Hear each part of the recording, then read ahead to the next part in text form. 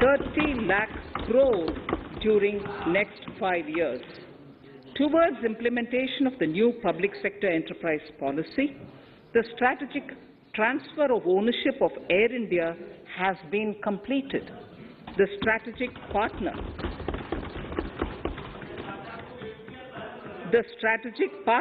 for Neelanchal Ispat Nigam Limited has been selected. The public issue of the LIC is expected shortly. Others too are in the process for 2022-23. The National Bank आपको पर्याप्त मौका पर्याप्त अवसर मिलेगा बेटे बेटे टिप्पणी मत कीजिए. The National Bank for Infrastructure Development and National Asset Reconstruction Company have commenced their activities.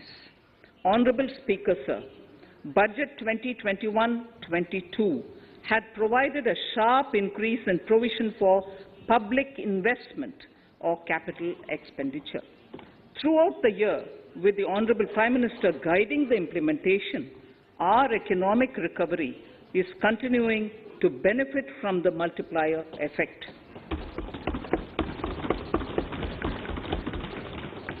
This budget continues to provide impetus for growth. It lays a parallel track of 1. A blueprint for the Amrit Kal, which is futuristic and inclusive. This will directly benefit our youth, women, farmers, the scheduled castes and the scheduled tribes. And number 2, big private-public investment. Number 2, big public investment for modern infrastructure, readying for India at 100. This shall be guided by PM Gati Shakti and be benefited by the synergy of multimodal approach. Moving forward on this parallel track, we lay the following 4 priorities: PM Gati Shakti, inclusive development, productivity enhancement and investment, sunrise opportunities, energy transition and climate action, and 4, financing of investments.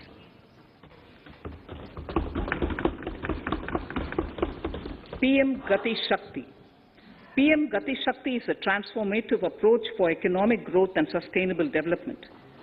The approach is driven by 7 engines, namely roads, railways, airports, ports, mass transport, waterways, and logistics infrastructure. All 7 engines will pull forward the economy in unison.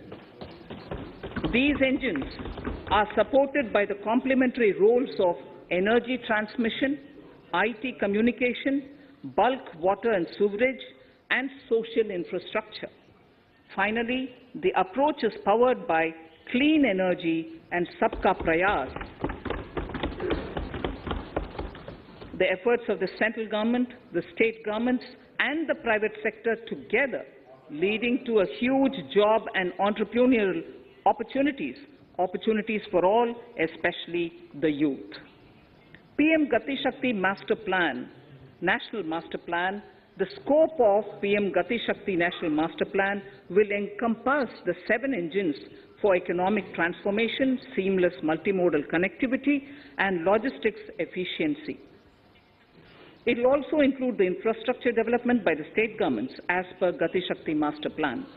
The focus will be on planning, financing, including through innovative ways, use of technology, and speedier implementation.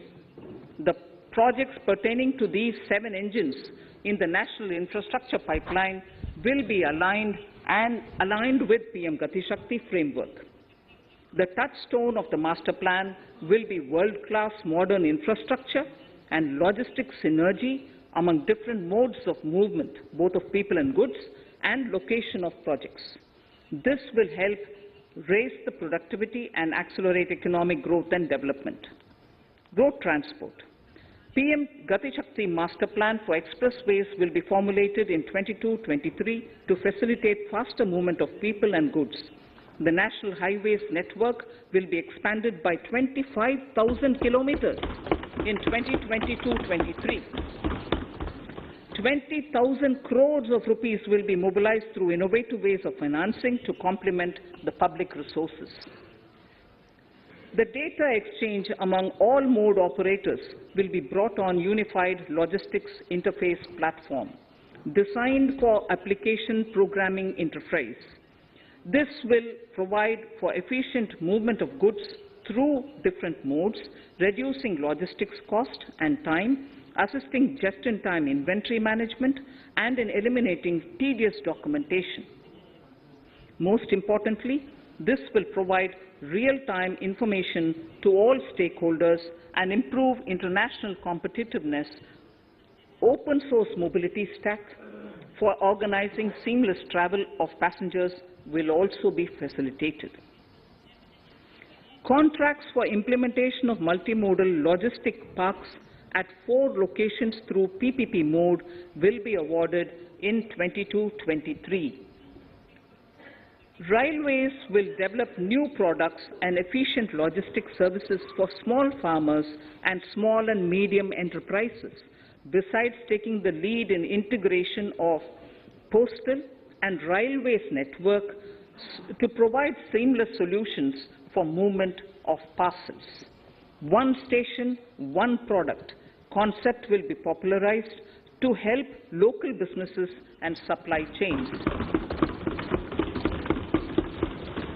As a part of Atmanirbhar Bharat, 2,000 kilometers of network will be brought under Kavach, the indigenous world-class technology for safety and capacity augmentation in 2022-23.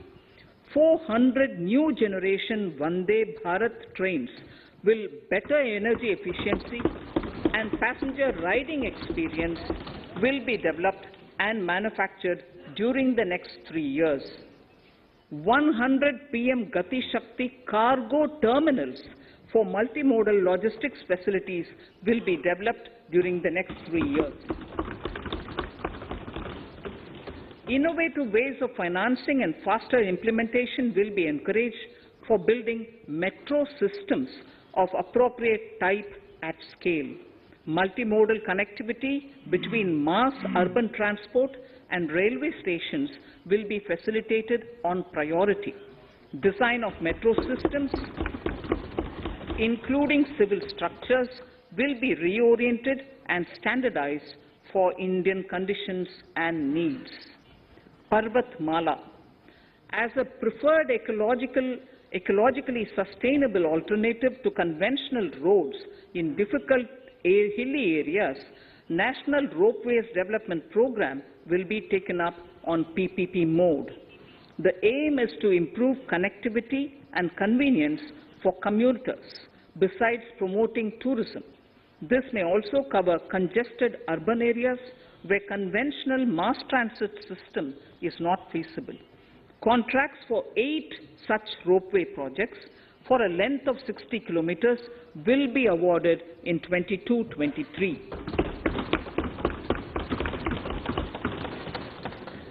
With technical support from the Capacity Building Commission, central ministries, state governments, and their infra agencies will have their skills upgraded. This will ramp up capacity in planning, design, financing, including innovative ways, and implementation management of the PM Gati Shakti infrastructure projects. Inclusive development, our second priority. Agriculture. The procurement of wheat in Rabi 21-22 and the estimated procurement of paddy in Kharif 21-22 will cover 1,208 lakh metric tons of wheat and paddy from 163 lakh farmers, and 2.37 lakh crores will be the direct payment of MSP value to their accounts. Chemical-free natural farming will be promoted throughout the country, with a focus on farmers' lands in 5-kilometer wide corridors along the river Ganga at the first stage. 2023 has been announced as the International Year of Millets. Support will be provided for post-harvest value addition, enhancing domestic consumption, and for branding millet products nationally and internationally. To reduce our dependence on import of oil seeds, a rationalized and comprehensive scheme to increase domestic production of oil seeds will be implemented. For delivery of digital and high-tech services to farmers, with involvement of public sector research and extension institutions, along with private agri-tech players and stakeholders of agri-value chains, a scheme in PPP mode will be launched.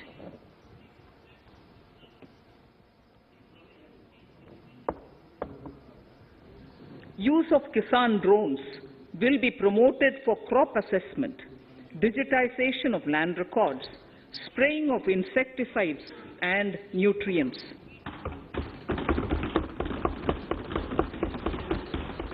States will be encouraged to revise syllabi of agricultural universities to meet the needs of natural, zero budget, and organic farming, modern day agriculture, value addition, and management. A fund with blended capital raised under the co-investment model will be facilitated through the NABARD. This is to finance startups for agriculture and rural enterprise relevant for farm produce value chain. The activities of these startups will include inter alia, support for FPOs, machinery for farmers on rental basis at farm level, and technology including IT-based support. The implementation of the Ken-Betwa link project at an estimated cost of 44,605 crores will be taken up. This is aimed at providing irrigation benefits to 9.0 lakh hectare of farmers' lands, drinking water supply to 62 lakh people, 103 megawatt of hydro, 27 megawatt of solar power, allocations of 4,300 crores of rupees in the RE 21-22 and 1,400 crores of rupees in 22-23 have been made for this project.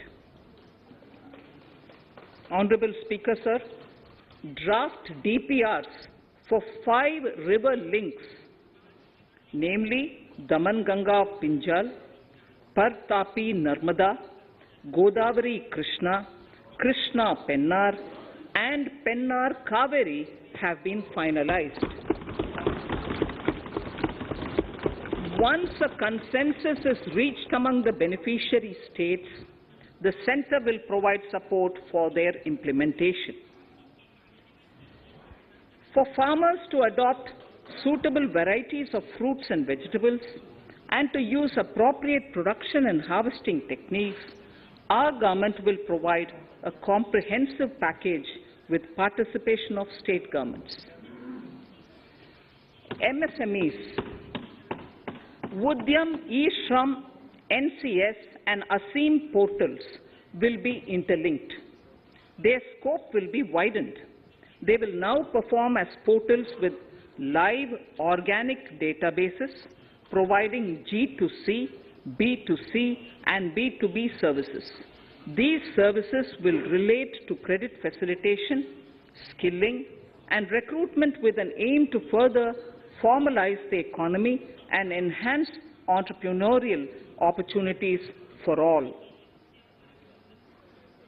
Emergency Credit Line Guarantee Scheme has provided the much-needed additional credit to more than 130 lakh MSMEs. This has helped them mitigate the adverse impact of the pandemic. The hospitality and related services, especially those by micro and small enterprises, are yet to regain their pre-pandemic level of business. Considering these aspects, the ECLGS will be extended up to March 2023, and its guarantee cover and its guarantee cover will be expanded by 50,000 crores of rupees to total cover of 5 lakh crores.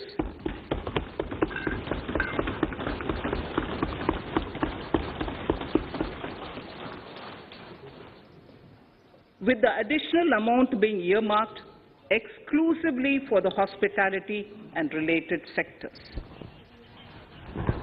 Credit Guarantee Trust for Micro and Small Enterprises, CGT-MSE, scheme will be revamped with required infusion of funds.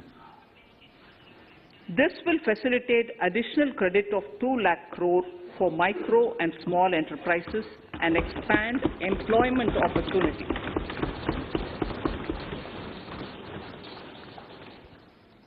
Raising and Accelerating MSME Performance, RAMP, program will outlay of 6,000 crore over 5 years will be rolled out. This will help MSME sector become more resilient, competitive and efficient.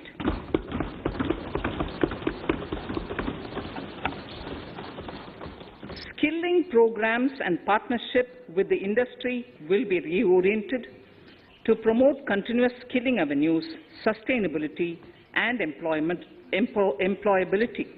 The National Skill Qualification Framework will be aligned with dynamic industry needs. Digital ecosystem for skilling and livelihood, the Desh Stack e-portal, will be launched. This aims to empower citizens to skill, reskill or upskill through online training. It will also provide API-based trusted skill credentials, payment and discovery layers to find relevant jobs and entrepreneurial opportunities. Startups will be promoted to facilitate Drone Shakti through varied applications and for drone as a service.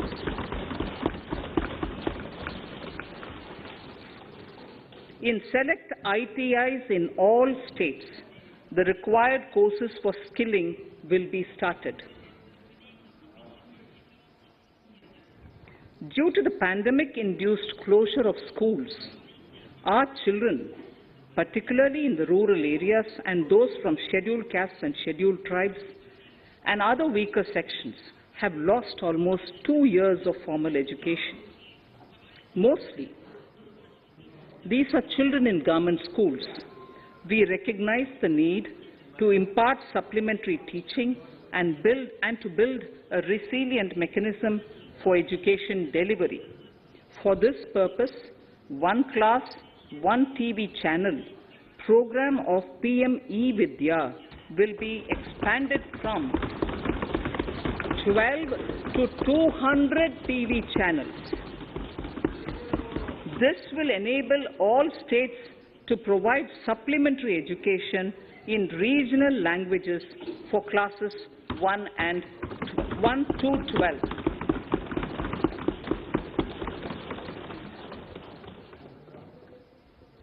High-quality e-content in all spoken languages will be developed for delivery via internet, mobile phones, TV, and through radio and through digital teachers. A competitive mechanism for development of quality e-content by the teachers will be set up to empower and equip them with digital tools of teaching and facilitate better learning outcomes. A digital university will be established to provide access to students across the country for world-class quality universal education with personalized learning experience at their doorsteps. This will be made available in different Indian languages and ICT formats. The university will be built on a networked hub and spoke model, with the hub building cutting-edge ICT expertise. The best public universities and institutions in the country will collaborate as a network of hub and spoke. An open platform for the national digital health ecosystem will be rolled out. It will consist of digital registries of health providers and health facilities, unique health identity, consent framework and universal access to health facilities. The pandemic has accentuated mental health problems in people of all ages. To better the access to quality mental health counseling and care services, a national Tele mental health program will be launched. This will include a network of 23 Tele mental health centers of excellence, with NIMHANS being the nodal center and International Institute of Information Technology, Bangalore, IIIT Bangalore, providing technology support. Recognizing the importance of Nari Shakti as the harbinger of our bright future and for women-led development, during the Amrit Kal, our government has comprehensively revamped the schemes of the Ministry of Women and Child Development. Accordingly, 3 schemes, namely Mission Shakti, Mission Vatsalya, Saksham Anganwadi and Poshan 2.0 were launched recently to provide integrated benefits to women and children. Saksham Anganwadis are a new generation Anganwadis that have better infrastructure and audio-visual aids,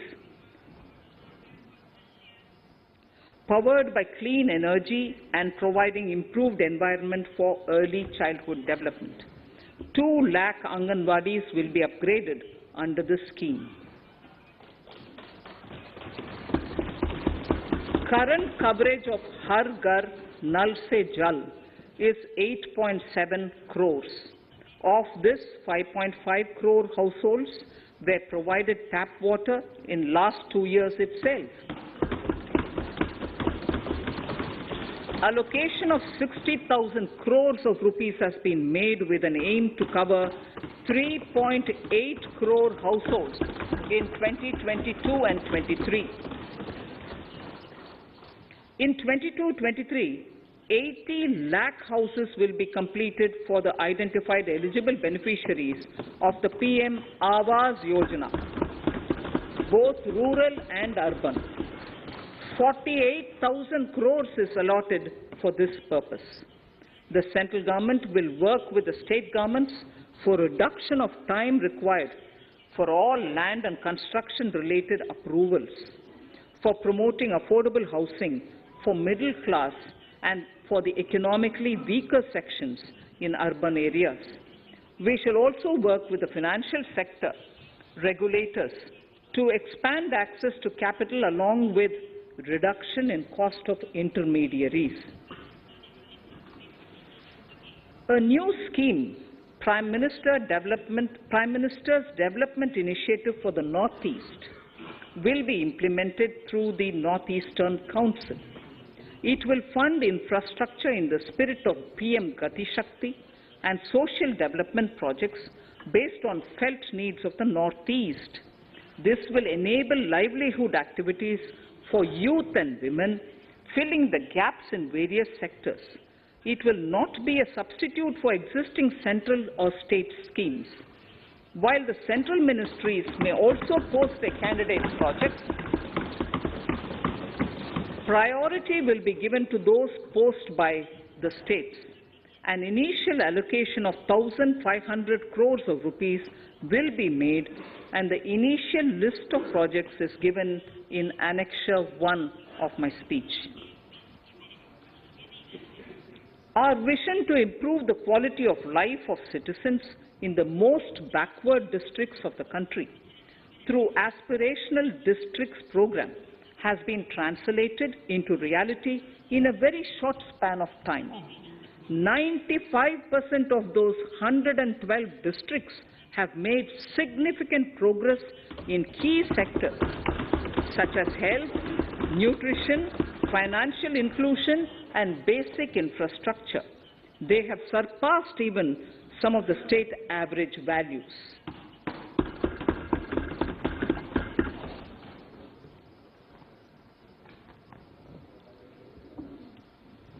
However, in those districts, some blocks continue to lag. In 22-23, The program will focus on such blocks in those districts. Border villages with sparse population, limited connectivity and infrastructure often get left out from the development gains. Such villages on the northern border will be covered under a new Vibrant Villages program. The activities will include construction of village infrastructure, housing, tourist centers, road connectivity, provisioning of decentralized renewable energy, direct-to-home access for Doordarshan and educational channels, and support for their livelihood generation. Additional funding for these activities will be provided. Existing schemes will be converged. We will define their outcomes and monitor them on a constant basis. In 2022, 100% of 1.5 lakh post offices will come on the core banking system, enabling financial inclusion and access to accounts through net banking, mobile banking, ATMs, and also provide online transfer of funds between post office accounts and bank accounts. This will be helpful, especially for farmers and senior citizens in rural areas, enabling interoperability and financial inclusion. Honorable Speaker, sir, in recent years, digital banking, digital payments, and fintech innovations have grown at a rapid pace in the country.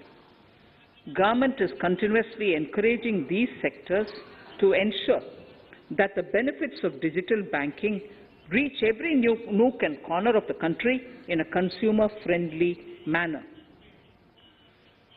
Taking forward this agenda and to mark 75 years of our independence, it is proposed to set up 75 digital banking units in 75 districts of the country by scheduled commercial banks. The financial support for digital payment ecosystem announced in the previous budget will continue in 22-23 as well. This will encourage further adoption of digital payments. There will also be a focus to promote use of payment platforms that are economical and user-friendly. Sir, I move to the next priority. In recent years, over 25,000 compliances were reduced and nearly 1,500 union laws were repealed. This is the result of our government's strong commitment for minimum government and maximum governance. 1,486 union laws were repealed. Our trust in the public and ease of doing business is what is highlighted here, sir. For the Amrit Kal, the next phase of ease of doing business 2.0 and ease of living will be launched. In our endeavor to improve productive efficiency of capital and human resources, we will follow the idea of trust-based governance.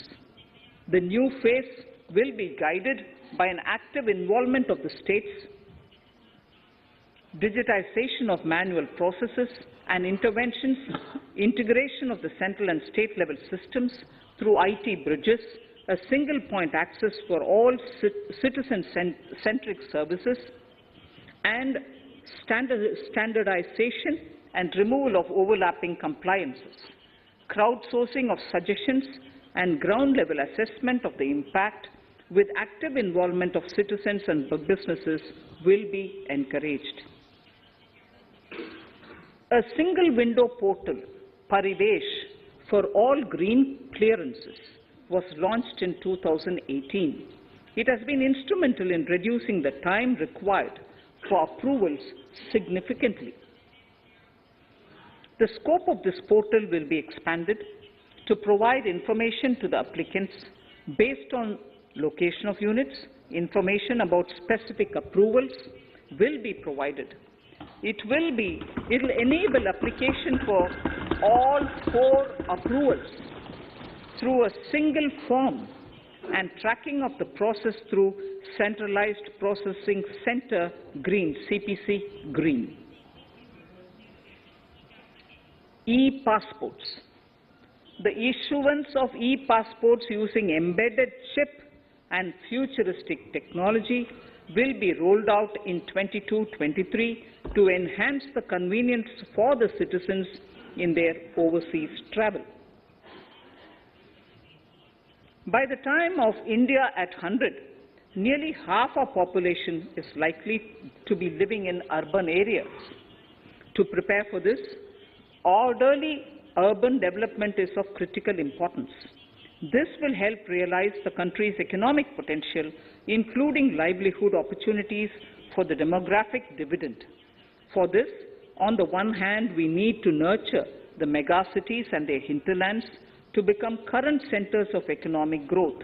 On the other, we need to facilitate Tier 2 and Tier 3 cities to take on the mantle in the future.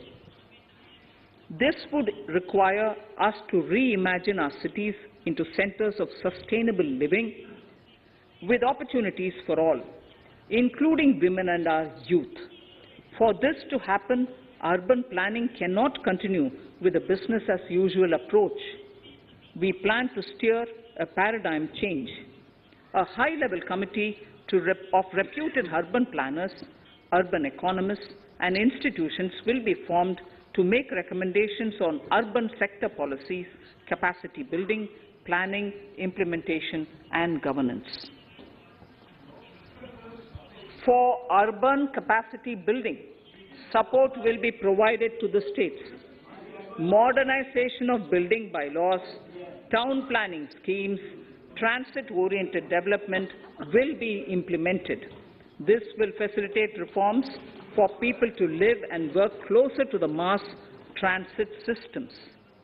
The central government's financial support for mass transit projects and Amrit scheme will be leveraged for formulation of action plans and their implementation for facilitating the TOD and TPS by the states. For developing India-specific knowledge in urban planning and design, and to deliver certified training in these areas, up to 5 existing academic institutions in different regions will be designated as centers of excellence. These centers will be provided endowment fund of 250 crore each. In addition, the AICTE will take the lead to improve syllabi, quality and access of urban planning courses in other institutions. We will promote a shift to use of public transport in urban areas. This will be complemented by clean tech and governance solutions, special mobility zones with zero fossil fuel policy and EV vehicles. Battery swapping policy. Considering the constraint of space in urban areas, for setting up charging stations at scale, a battery swapping policy will be brought out and interoperability standards will be formulated.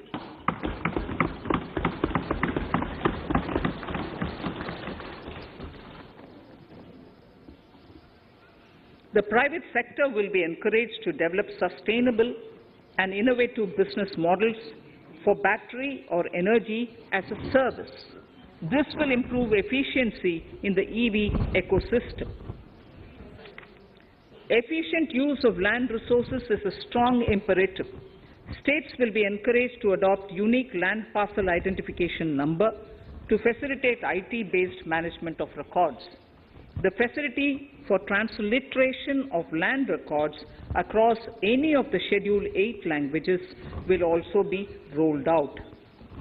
The adoption of linkage with National Generic Document Registration System, NGDRS, with the One Nation, One Registration software will be promoted as an option for uniform process of registration and anywhere registration of deeds and documents. Necessary amendments in the code IBC will be carried out to enhance the efficiency of the resolution process and facilitate cross-border insolvency resolution. Accelerated corporate exit. Several IT-based systems have been established for accelerated registration of new companies.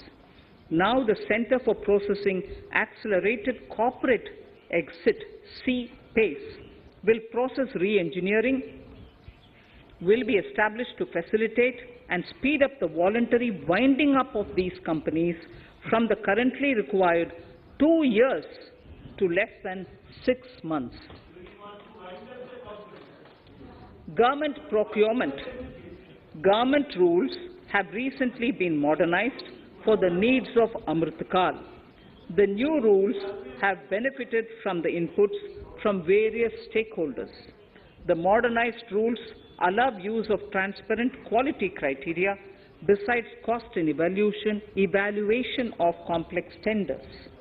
Provisions have been made for payment of 75% of running bills mandatorily within 10 days and for encouraging settlements of disputes through conciliation. As a further step to enhance transparency and to reduce delays in payments, a completely paperless, end-to-end online e-bill system will be launched for use by all central ministries for their procurements. The system will enable the suppliers and contractors to submit online their digitally signed bills and claims and track their status from anywhere. To reduce indirect cost for suppliers and work contractors, the use of surety bonds as a substitute for bank guarantee will be made acceptable in government procurements. Business such as gold imports may also find this useful. IRDAI, insurance regulator, has given the framework for issue of surety bonds by insurance companies. AVGC Promotion Task Force. The animation, visual effects, gaming and comic, the AVGC sector, offers immense potential to employ youth. An AVGC Promotion Task Force with all stakeholders will be set up to recommend ways to realize this and build domestic capacity for serving our markets and the global demand. Telecom sector. Telecommunications in general and 5G technology in particular can enable growth and offer job opportunities. Required spectrum auctions will be conducted in 2022 to facilitate rollout of 5G mobile services within 2022-23 by private telecom providers. A scheme for design-led manufacturing will be launched to build a strong ecosystem for 5G as part of the production-linked incentive scheme. To enable affordable broadband and mobile service proliferation in rural and remote areas, 5% of annual collections under the Universal Service Obligation Fund will be allocated. This will provide and this will promote R&D and commercialization of technologies and solutions. Our vision is that all villages and their residents should have the same access to e-services, communication facilities, and digital resources as urban areas and their residents. The contracts for laying optical fiber in all villages, including remote areas, will be awarded under the BharatNet project through PPP in 22 and 23. Completion is expected in 2025. Measures will be taken to enable better and more efficient use of the optical fiber. Export promotion.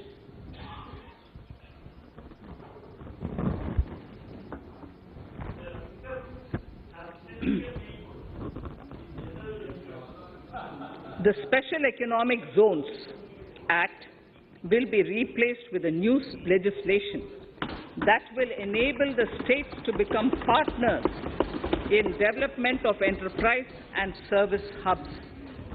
This will cover all large existing and new industrial enclaves to optimally utilize available infrastructure and enhance competitiveness of exports.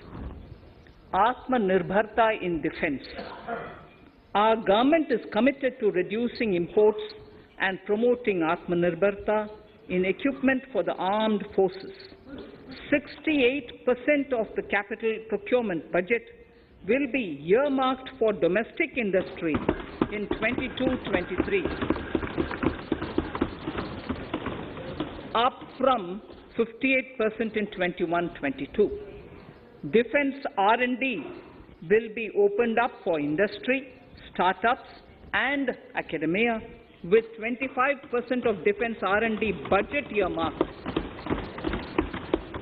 Private industry will be encouraged to take up design and development of military platforms and equipment in collaboration with DRDO and other organizations through SPV model. An independent nodal umbrella body will be set up for meeting wide-ranging testing and certification requirements. Artificial intelligence, geospatial systems and drones, semiconductor and its ecosystem, space economy, genomics and pharmaceuticals, green energy and clean mobility systems have immense potential to assist sustainable development at scale and modernize the country. They provide employment opportunities for our youth and make Indian industry more efficient and competitive. Supportive policies, light touch regulations, facilitative actions to build domestic capacities and promotion of research and development will guide the government's approach. For R&D in the sunrise opportunities, in addition to efforts of collaboration among academia, industry and public institutions, government contribution will be provided. Energy transition and climate change. The risks of climate change are the strongest negative externalities that affect India and other countries. As Honorable Prime Minister said at the COP26 summit in Glasgow last November, and I quote, "What is needed today is mindful and deliberate utilization instead of mindless, destructive consumption," unquote. The low-carbon development strategy, as enunciated in the Panchamrit that he announced is an important reflection of our government's strong commitment towards sustainable development. The strategy opens up huge employment opportunities and will take the country on a sustainable development path. This budget proposes several near-term and long-term actions accordingly. Solar power. To facilitate domestic manufacturing for the ambitious goal of 280 gigawatts of installed solar capacity by 2030, an additional allocation of 19,500 crores for PLI, production-linked incentives, for manufacturing of high-efficiency modules with priority to fully integrate manufacturing units from polysilicon to solar PV modules will be made. Honorable Speaker, sir, the circular economy transition is expected to help in productivity enhancement as well as creating large opportunities for new businesses and jobs. The action plans for 10 sectors, such as electronic waste, end-of-life vehicles, used oil waste, toxic and hazardous industrial waste, are already ready. The focus will now be on addressing important cross-cutting issues of infrastructure, reverse logistics, technology upgradation, and integration with informal sector. This will be supported by active public policies covering regulations, extended producers' responsibilities, framework, and innovation facilities. 5 to 7% biomass pellets will be co-fired in thermal power plants, resulting in carbon dioxide savings of 38 MMT annually. This will also provide extra income to farmers and job opportunities to locals and help avoid stubble burning in agricultural fields. Saving energy is an important aspect of the energy management. Hence, energy efficiency and savings measures will be promoted. This will be done in large commercial buildings through the energy service company business model. It will facilitate capacity building and awareness for energy audits, performance contracts, and common measurement of and verification protocol. 4 pilot projects for coal gasification and conversion of coal into chemicals required for the industry will be set up to evolve technical and financial viability.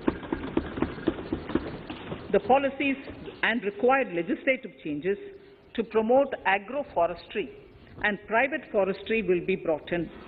In addition, financial support will be provided to farmers belonging to scheduled castes and scheduled tribes who want to take up agroforestry.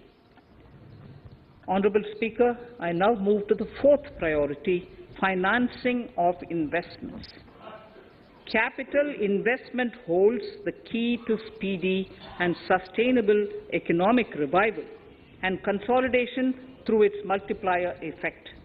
Capital investment also helps in creating employment opportunities, induced enhanced demand for manufactured input from large industries and MSMEs, services from professionals, and help farmers through better agri-infrastructure.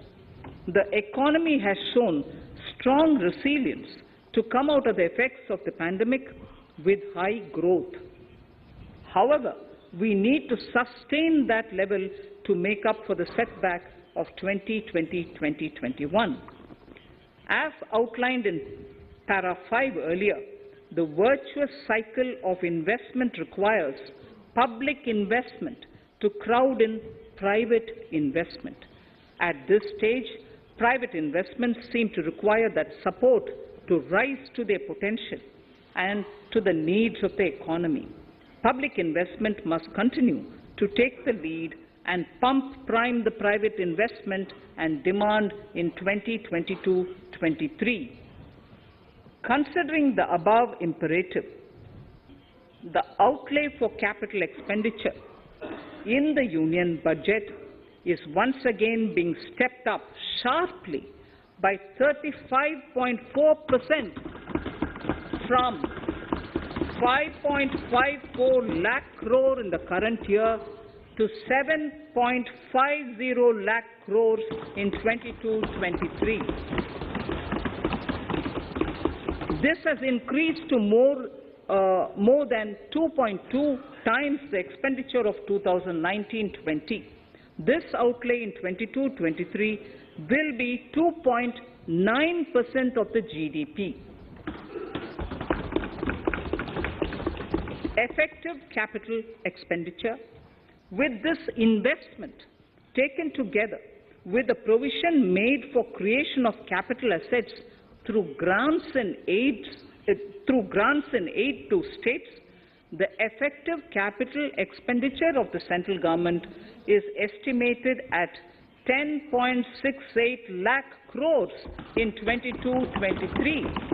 which will be about 4.1% of the GDP. Green bonds. As a part of the government's overall market borrowings in 22-23, sovereign green bonds will be issued for mobilizing resources for green infrastructure. The proceeds will be deployed in public sector projects which help in reducing the carbon intensity of the economy. GIFT IFSC. World-class foreign universities and institutions will be allowed in the GIFT city to offer courses in the financial management, fintech, science, technology, engineering, and mathematics free from domestic regulations, except those by the IFSCA to facilitate availability of high-end human resources for financial services and technology. An international arbitration center will be set up in the GIFT city for timely settlement of disputes under international jurisprudence. Services for global capital for sustainable and climate finance in the country will be facilitated in the GIFT city. Infrastructure status. Data centers and energy storage systems, including dense charging infrastructure and grid-scale battery systems, will be included in the harmonized list of infrastructure. This will facilitate credit availability for digital infrastructure and clean energy storage. Venture capital and private equity invested more than 5.5 lakh crores last year, facilitating one of the largest startup growth system. Scaling up this investment requires a holistic examination of regulatory and other frictions. An expert committee will be set up to examine and suggest appropriate measures. Government-backed funds, NIIF and SIDBI, Fund of Funds, have provided scale capital, creating a multiplier effect. For encouraging important sunrise sectors such as climate action, deep tech, digital economy, pharma, and agri-tech, the government will promote these thematic funds for blended finance, with the government share being limited to 20% and the funds being managed by private fund managers. For financing the infrastructure needs, the stepping up of public investment will need to be complemented by private capital at a significant scale. Measures will be taken to enhance financial viability of projects, including PPP, with technical and knowledge assistance from multilateral agencies. Enhancing financial viability shall also be obtained by adopting global best practices, innovative ways of financing, and balanced risk allocation. Digital rupee.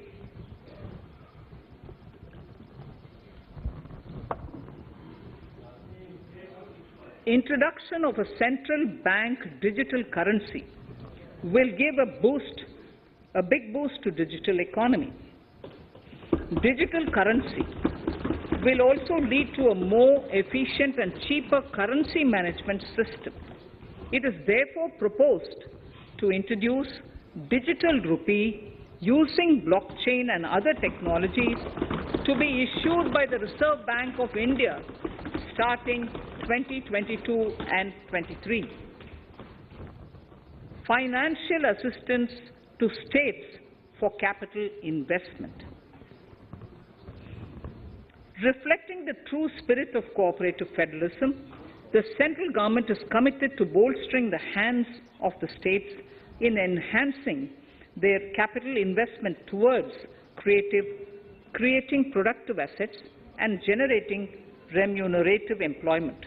The scheme for financial assistance to states for capital investment has been extremely well received by the states.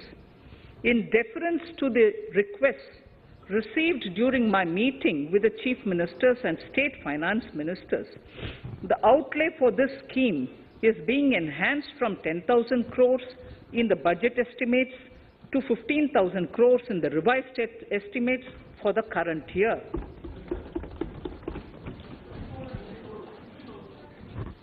For 22-23,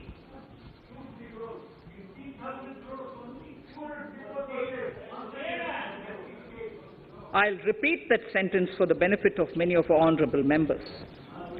In deference to the requests received during my meeting with Chief Ministers and State Finance Ministers, the outlay for this scheme is being enhanced from 10,000 crores in the BE to 15,000 crores, 15,000 crores in the RE of the current year. For 22-23, the allocation is 1 lakh crore to assist the states in catalyzing the overall investments in the economy.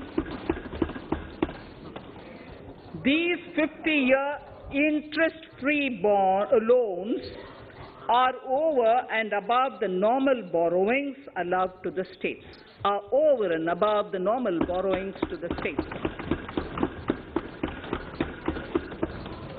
This allocation will be used for PM Gati Shakti related and other productive capital investments of the states.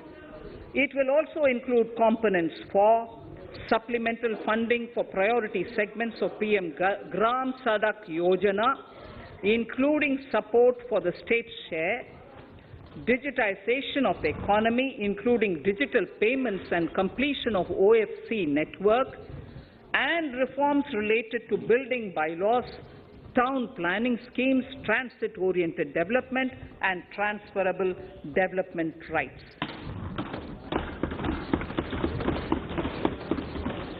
In 22-23, in accordance with the recommendations of the 15th Finance Commission, the states will be allowed a fiscal deficit of 4% of the GSDP, of which 0.5% will be tied to power sector reforms, for which the conditions have already been communicated in 21-22. Fiscal management. As against a total expenditure of 34.83 lakh crores of rupees projected in the BE 21-22, the revised estimate is 37.70 lakh crores. The revised estimate of capital expenditure is 6.3 lakh crores of rupees. This includes an amount of 51,971 crores towards settlement of outstanding guaranteed liabilities of Air India and its other sundry commitments. Coming to the budget estimates, Honourable Speaker, sir, the total expenditure in 22-23 is estimated at 39.45 lakh crores, while the total receipts other than borrowings are estimated at 22.84 lakh crores of rupees.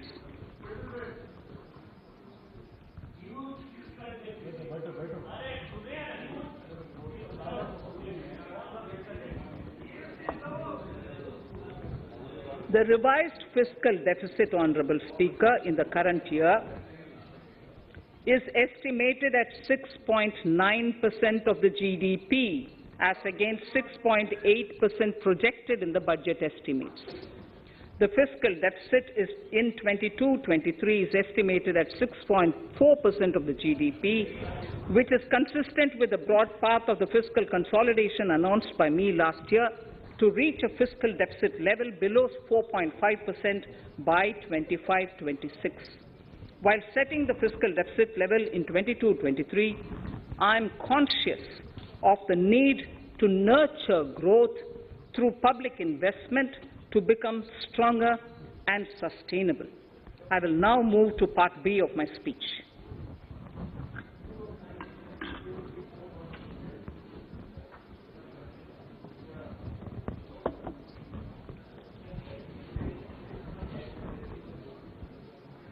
direct tax.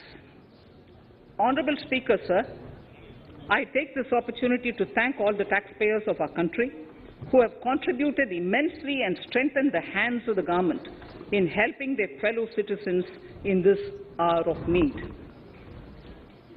So I have brought in a little verse from the Mahabharata. I won't spend more time reading because I would like the speech to get enough time. However, the substance of it is the king must make arrangements for yoga kshema, which is the welfare of the populace, by way of abandoning any laxity and by governing the state in line with dharma, along with collecting taxes which are in consonance with dharma. This is Mahabharata Shanti Parva Adhyaya, Shloka 11 from 72. Drawing wisdom from our ancient texts, we continue on the path to progress. The proposals in this budget, while continuing with our declared policy of stable and predictable tax regime, intend to bring more reforms that will take ahead our vision to establish a trustworthy tax regime. This will further simplify the tax system, promote voluntary compliance by taxpayers, and reduce litigation. Introducing new updated return. India is growing at an accelerated pace and people are undertaking multiple financial transactions. The Income Tax Department has established a robust framework of reporting of taxpayers' transactions. In this context, some taxpayers may realize that they have committed omissions or mistakes in correctly estimating their income for tax payment. To provide an opportunity to correct such errors, I am proposing a new provision permitting taxpayers to file an updated return on payment of additional tax. This updated return can be filed within 2 years from the end of the relevant assessment year.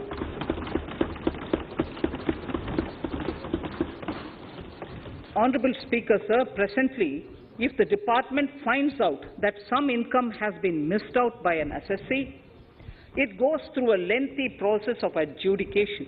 Instead, with this proposal now, there will be a trust repost in the taxpayers that will enable the assessee herself to declare the income that she may have missed out earlier while filing her return.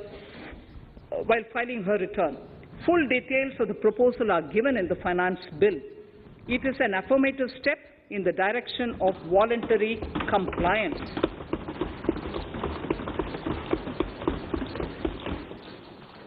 Reduced alternative minimum tax rate and surcharge for cooperatives.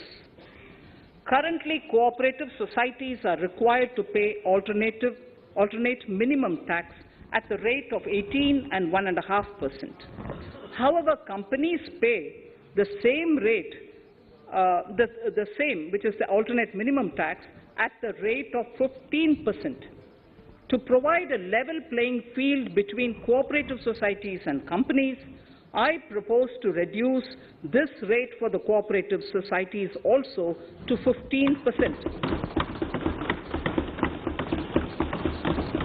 Honorable Speaker, sir, I also propose to reduce the surcharge on cooperative societies from the present 12% to 7% for those having total income of more than 1 crore and up to 10 crores. This would help in enhancing income of cooperative societies and its members who are mostly from the rural and from farming communities. Tax relief to persons with disability. The parent or guardian of a differently abled person can take an insurance scheme for such person. The present law provides for deduction to the parent or guardian only if the lump sum payment or annuity is available to the differently abled person on the death of the subscriber, that is the parent or the guardian. There could be situations where the differently abled dependent may need payment of annuity or lump sum amount even during the lifetime of their parent or guardian. I propose thus to allow the payment of annuity and lump sum amount to the differently abled dependent during the lifetime of the parent and guardians, that is, parent or guardians, attaining the age of 60 years. Parity between employees of the state and central governments. At present, the central government contributes 14% of the salary of its employee to the National Pension System, NPS, Tier 1. This is allowed as a deduction in computing the income of the employee. However, such deduction is allowed only to the extent of 10% of the salary in case of employees of the state governments. To provide equal treatment to both central and state government employees, I propose to increase the tax deduction limit from 10% to 14% on employers' contribution to the MPS account of state government employees as well. This would help in enhancing the social security benefits of the state government employees and bring them at par with central government employees. Incentives for startups. Startups have emerged as drivers of growth for our economy. Over the past few years, the country has seen a manifold increase in successful startups. Eligible startups established before 31/3/2022 had been provided a tax incentive for 3 consecutive years out of the 10 years from incorporation. In view of the COVID pandemic, I propose to extend the period of incorporation of the eligible startup by 1 more year, that is, up to 31/3/2023, for providing such tax incentives.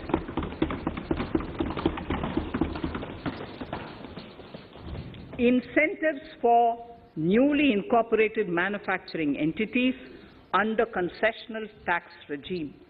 In an effort to establish a global competitive business environment for certain domestic companies, a concessional tax regime of 15% was introduced by our government for newly incorporated domestic manufacturing companies. I propose to extend the last date for commencement of manufacturing or production under Section 115B AB by 1 more year, that is from 31st March 2023 to 31st March 2024.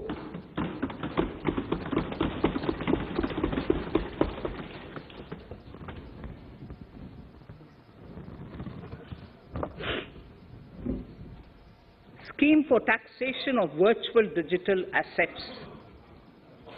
There has been a phenomenal increase in transaction in virtual digital assets. The magnitude and frequency of these transactions have made it imperative to provide for a specific tax regime. Accordingly, for the taxation of virtual digital assets, I propose to provide that any income from transfer of any virtual digital asset shall be taxed at the rate of 30%, 30%. No deduction in respect of any expenditure or allowance shall be allowed while computing such income except cost of acquisition. Further, loss from transfer of virtual digital asset cannot be set off against any other income. Further, in order to capture the transaction details, I also propose to provide for TDS on payment made in relation to transfer of virtual digital asset at the rate of 1% of such consideration above a monetary threshold. Gift of virtual digital asset is also proposed to be taxed in the hands of the recipient.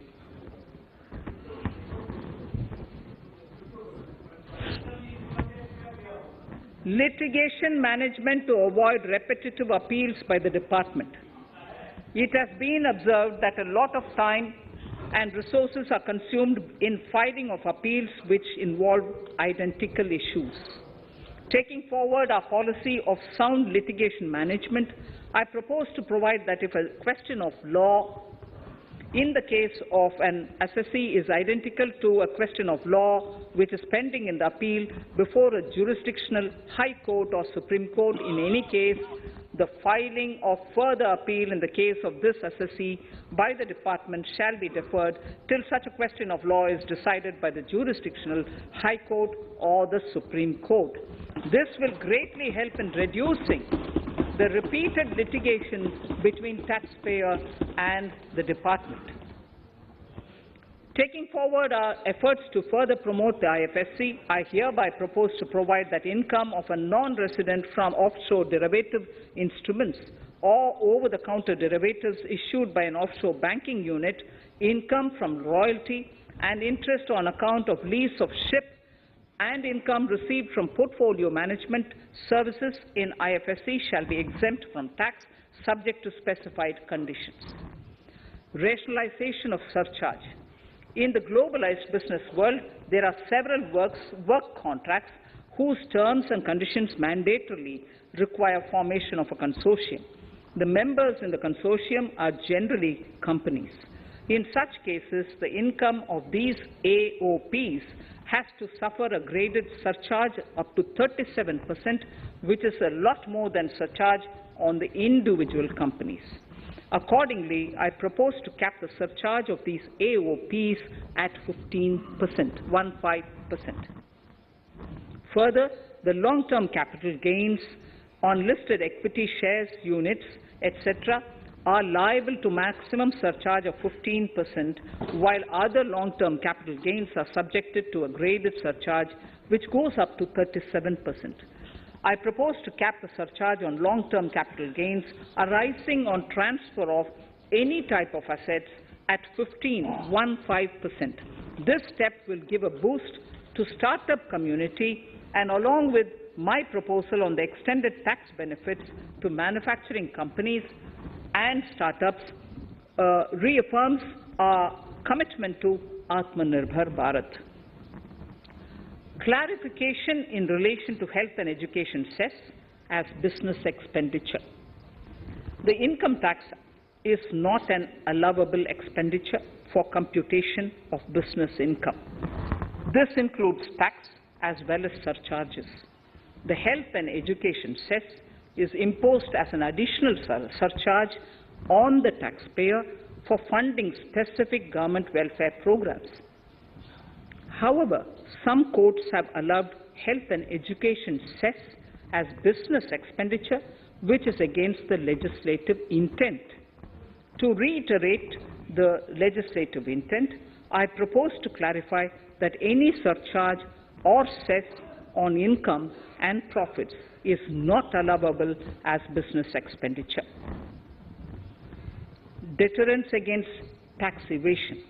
Honourable Speaker, sir, presently there is ambiguity regarding set-off of brought forward loss against undisclosed income detected in search operations. It has been observed that in many cases where undisclosed income or suppression of sales, etc., is detected, payment of tax is avoided by setting off of losses. In order to bring certainty and to increase deterrence among tax evaders, I propose to provide that no set-off of any loss shall be allowed against undisclosed income detected during search and survey operations.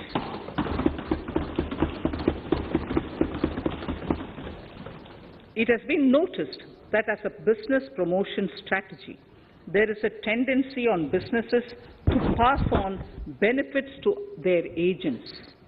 Such benefits are taxable in the hands of the agents. In order to track such transactions, I propose to provide for tax deduction by the person giving benefits if the aggregate value of such benefits exceeds 20,000 rupees during the financial year. A few other changes are being made, the details of which are there in the finance bill. Indirect taxes.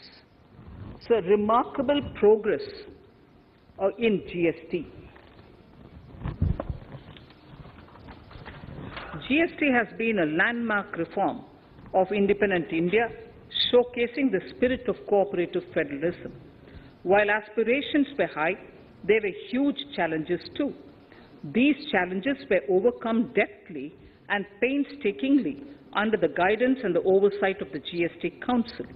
We can now take pride in a fully IT-driven and progressive GST regime that has fulfilled the cherished dream of India as one market, one tax. There are still some challenges remaining, and we aspire to meet them in the coming year.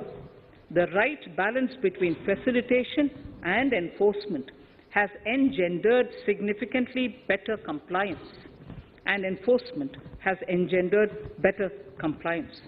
GST revenues are buoyant despite the pandemic.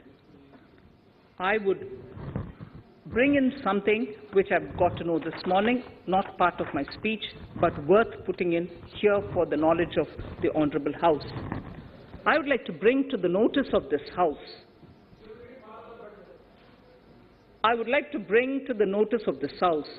that the gross GST collections for the month of January 22 are rupees 1,40,986 crores, which is the highest since the inception of GST. This has been possible due to rapid economic growth, recovery, post-COVID,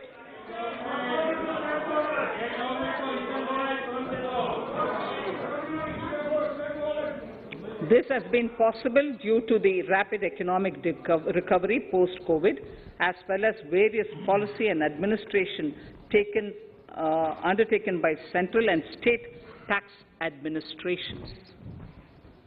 Taxpayers deserve applause for this growth.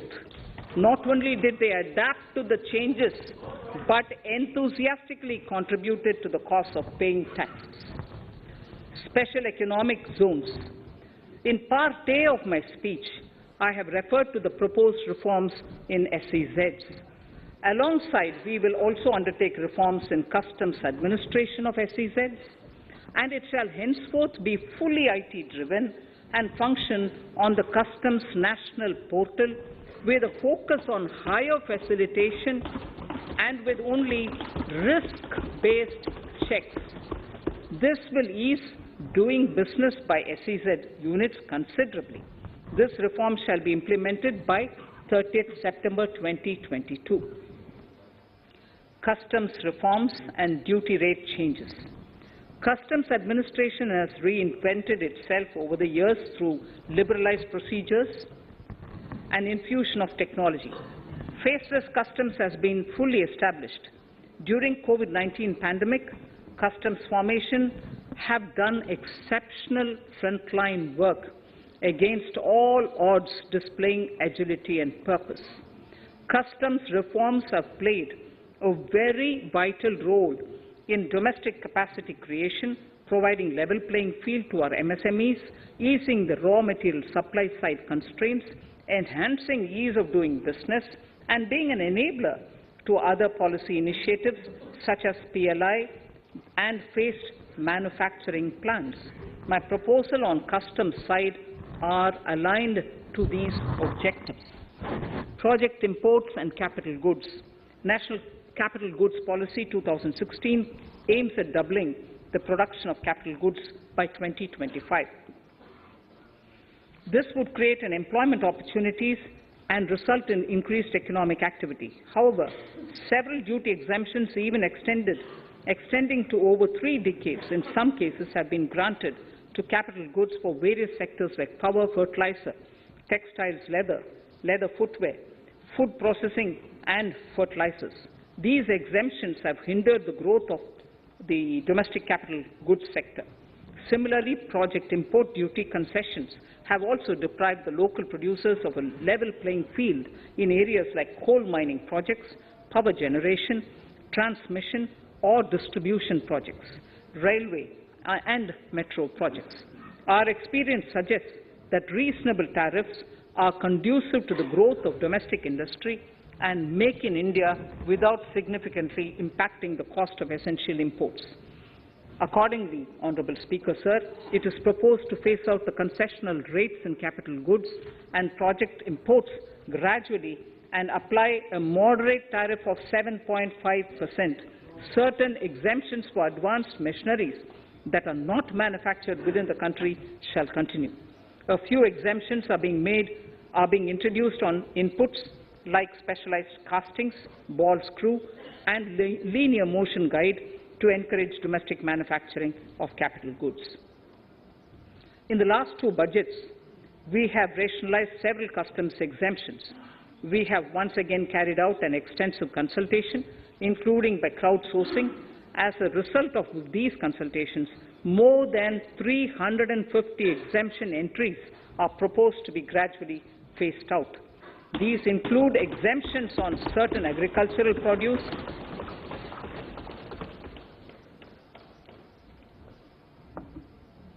chemicals, fabrics, medical devices and drugs, and medicines for which sufficient domestic capacity exists. Further, as a simplification measure, several concessional rates are being incorporated in the customs tariff schedule itself instead of prescribing them through various notifications.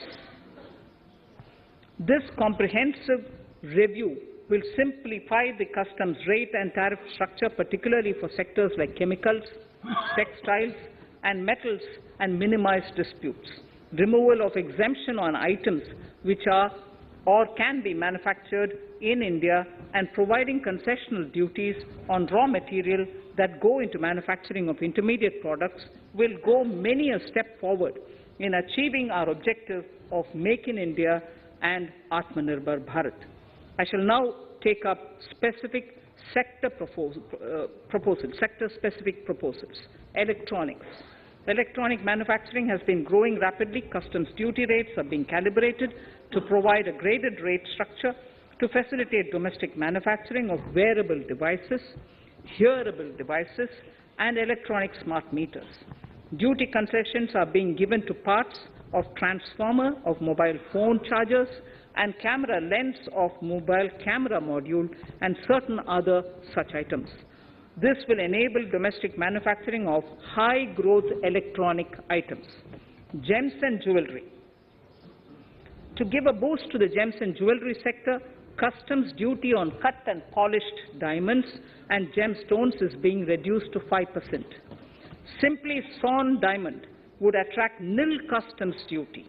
To facilitate export of jewellery through e-commerce, a simplified regulatory framework shall be implemented by June this year. To disincentivize import of undervalued imitation jewellery, the customs duty on imitation jewellery is being prescribed in a manner that a duty of at least 400 rupees per kg is paid on its import. Chemicals. Customs duty on certain critical chemicals, namely methanol, acetic acid, and heavy feedstocks for petroleum refining are being reduced, while duty is being raised on sodium cyanide, for which adequate capacity in the domestic arena exists. These changes will help in enhancing domestic value addition. MSMEs. Duty on umbrellas is being raised to 20%. Exemption to parts of umbrellas is being withdrawn. Exemption is also being rationalized on implements and tools for agricultural sector which are manufactured in India. Customs duty exemption given to steel scrap last year is being extended for another year to provide relief to MSME secondary steel producers.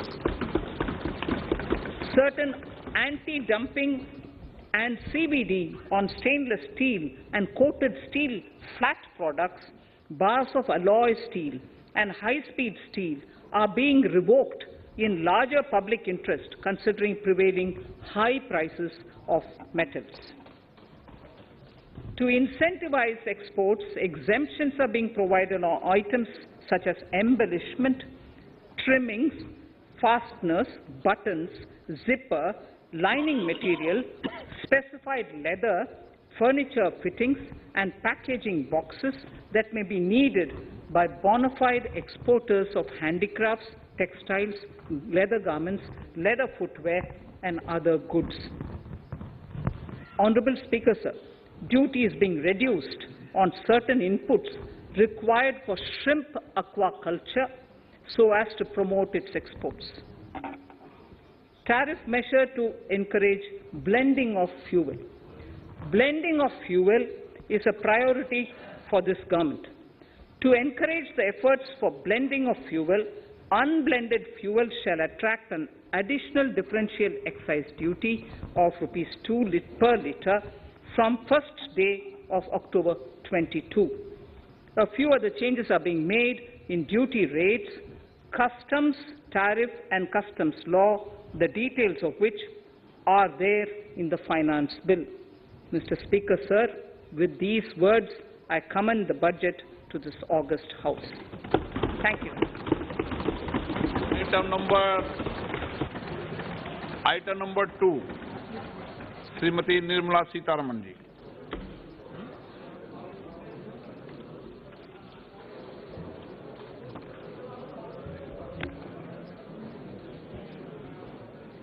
Sir, with your permission, I rise to lay on the table the following statements under Section 3(1) of the Fiscal Responsibility and Budget Management FRBM Act 2003, Medium-Term Fiscal Policy cum Fiscal Policy Strategy Statement and Macroeconomic Framework Statement.